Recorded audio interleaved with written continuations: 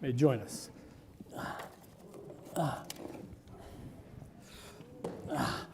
Okay.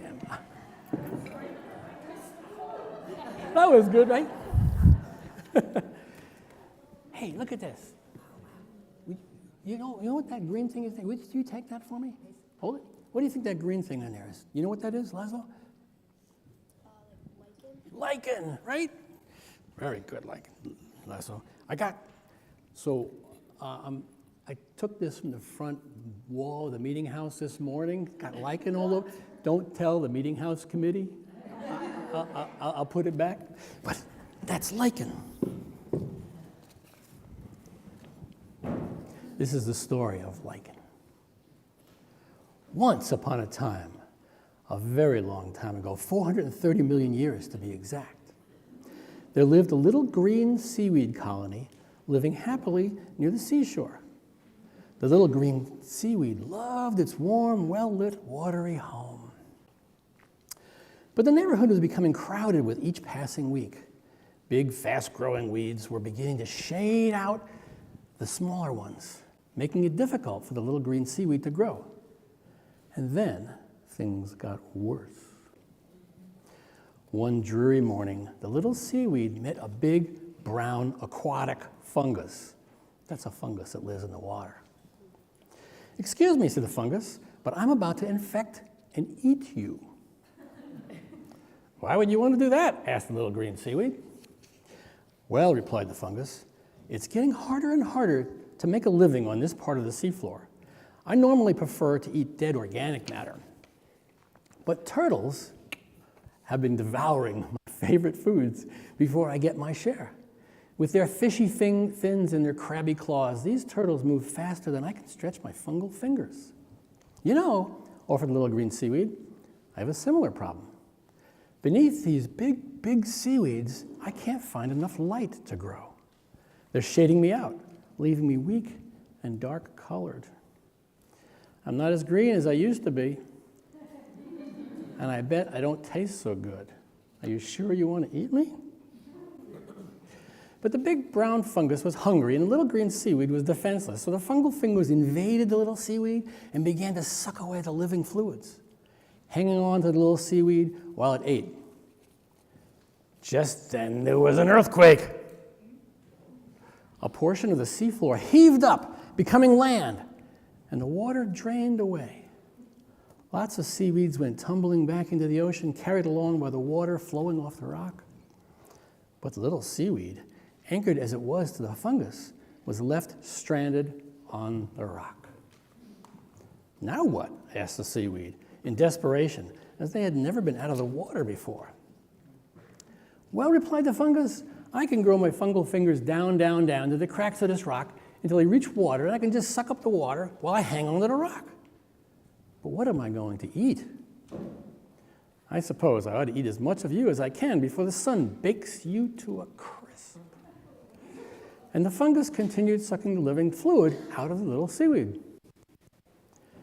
But in the bright sun, the little seaweed, who was turning green again, was beginning to taste sweeter and sweeter. "Say, you are a sweet little seaweed now that you're green again," said the fungus. "I would like to taste your sweetness forever. It makes me feel kind of sad that I have to kill you." "Yes, I'm feeling sad too. I miss my old life when I had plenty of sunlight." The little, once again now, green seaweed explained. "When I get enough sunlight, I can create lots of sugar through photosynthesis." Suddenly the fungus had an idea. "Hey, little seaweed." "Yes," replied the seaweed. "You know, my fungal fingers can just as easily feed fluids into you as suck them out." The little seaweed felt a glimmer of hope shimmer through its bright green gelatinous skin.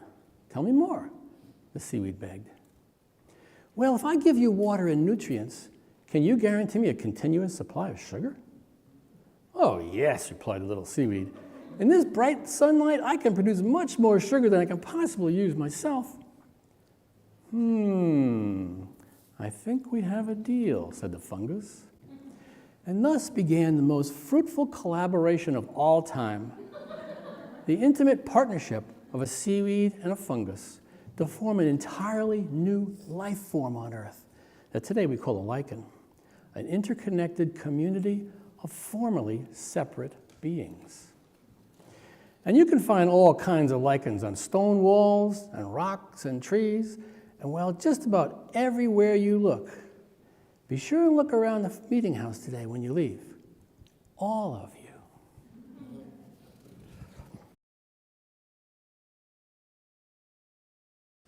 The home I grew up in was divided with respect to both politics and religion, much like our nation today. But unlike our nation, the household of my youth was divided, but not divisive. Our home on the North Shore of Long Island was a two-family house with my grandparents residing on the ground floor and my parents, two brothers, and me upstairs. My grandmother, Jenny, was a die-hard Rockefeller Republican from New York. My father was a dedicated Mayor Ed Kelly Democrat from the south side of Chicago. They didn't agree on many political questions, but they never expressed animosity towards each other. The first presidential election I can remember was between Richard Nixon and John Kennedy in 1960.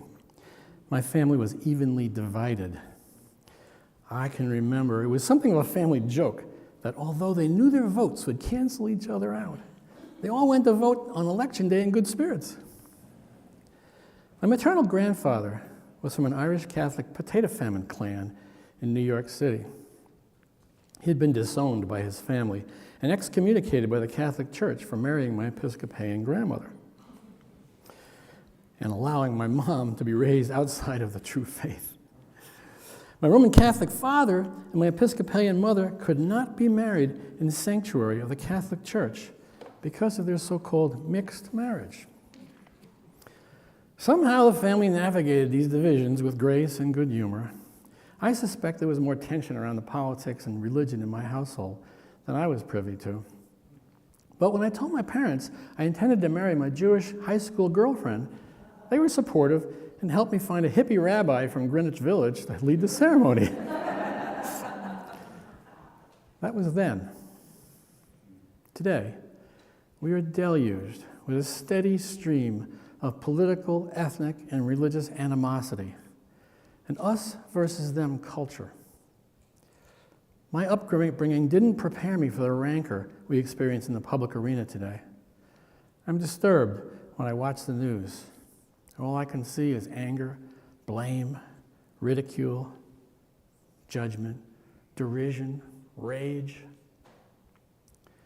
It seems socially acceptable today to condemn, even to hate people from a different political, religious, or ethnic background. And there's certainly no space for the sort of collaboration demonstrated by that slippery green seaweed and that big brown fungus, wondering how they were ever going to survive, stranded on a rock. How did those two distinct species ever find the humility and grace to work together to not only save their own lives, but to create an entirely new life form, lichens, which by every measure has been wildly successful? You know, I've shared this story with my students for many years in the great hope that they might come to see the value of cooperation over competition. Some maybe do. Others probably just want to know if it's going to be on a test. But my appreciation for this life-affirming story took a giant leap forward when I read about lichens in Robin Wall Kimmerer's now classic book, Braiding Sweetgrass, Indigenous Wisdom, Scientific Knowledge, and the Teaching of Plants. Listen to this. She writes, scientists were interested in how the marriage of alga and fungus occurs. When they put the two together in the laboratory and provided them with the ideal conditions for both, they ignored each other. It was only when scientists created harsh and stressful conditions that the two would turn toward each other and begin to cooperate. It was the extreme stress of being thrown up on a rock that resulted in cooperation, not just across political, ethnic, or religious lines, but between two very different species.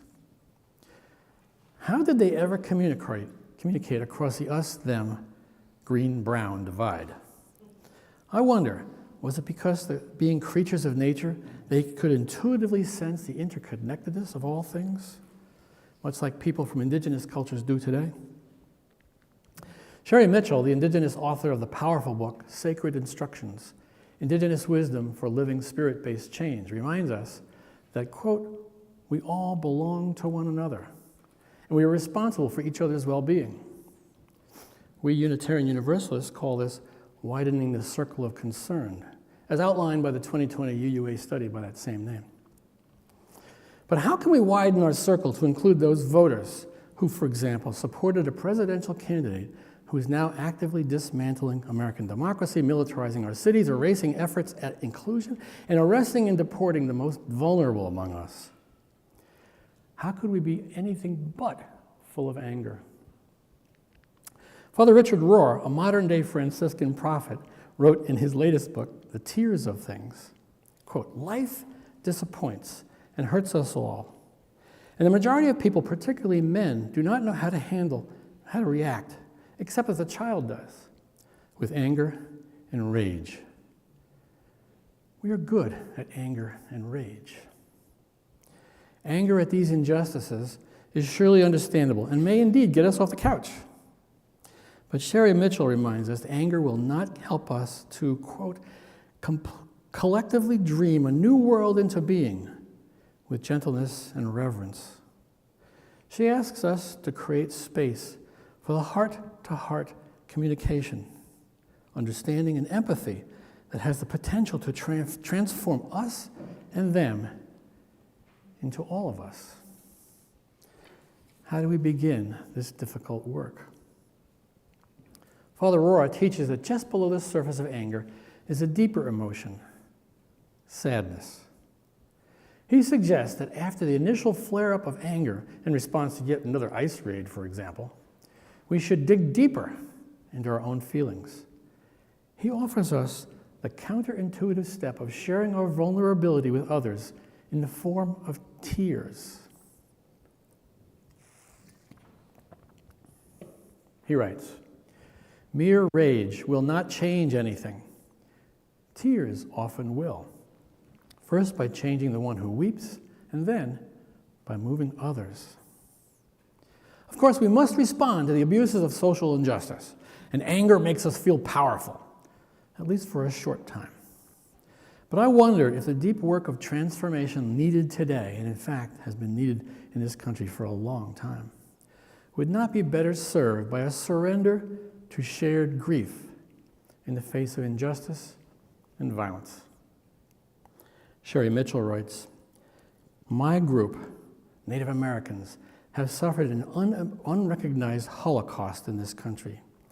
The brutal genocide of Native peoples is hard to acknowledge for many, especially for those who have inherited value from the loss and destruction that occurred here. This truth has been largely ignored by those of us of European descent who live, work, and worship today on stolen land. Mitchell and others point out that the unhealed grief caused by European settlers in what we now call North America and the violence that followed affects us still today. She explains, we are all carrying grief, a deep, unimaginable grief that impacts how we connect with one another. It is a cumulative emotional and spiritual wound that results from the history of violence that we all share. Mitchell teaches that the history of violence is carried forward today in the form of ancestral trauma in the bodies of Native peoples who suffered unimaginable harm and of white Americans whose ancestors caused the harm, including some of us who continue to benefit from the harm. I had the privilege of attending a weekend workshop organized by an intertribal coalition of Native peoples last spring at Woolman Hill in Deerfield. Native as well as non-tribal peoples like myself were asked to remember the pain of our ancestors. The feeling that dominated the weekend was not anger, but grief, followed by a resolve to learn from each other and do better. I believe we have much to learn from indigenous traditions, as Native peoples in this country have had a long time to learn how to survive heartbreak. We know that both heartbreak and rage can exist side by side within each one of us, But the hard work of social justice and healing might be more successful if it was motivated by shared grief, grounded in love, rather than rage based in fear. It was fear-based rage, after all, that brought us the violent white men in the red MAGA hats. We have a choice. As Unitarian Universalists, we have made the claim that we side with love. And I try. Nevertheless, my immediate instinctual reaction to everything from the news of the arrest and deportation of innocent people to the guy I saw last winter in South Florida walking down the aisle of a grocery store wearing a red MAGA hat, and what I imagined was a self-important smirk on his face, well, my reaction may be anger. I'm not suggesting that we deny the fear or bury the anger, but I know that anger aimed at the guy in the grocery store won't erase the culture of white supremacy that dominates politics today.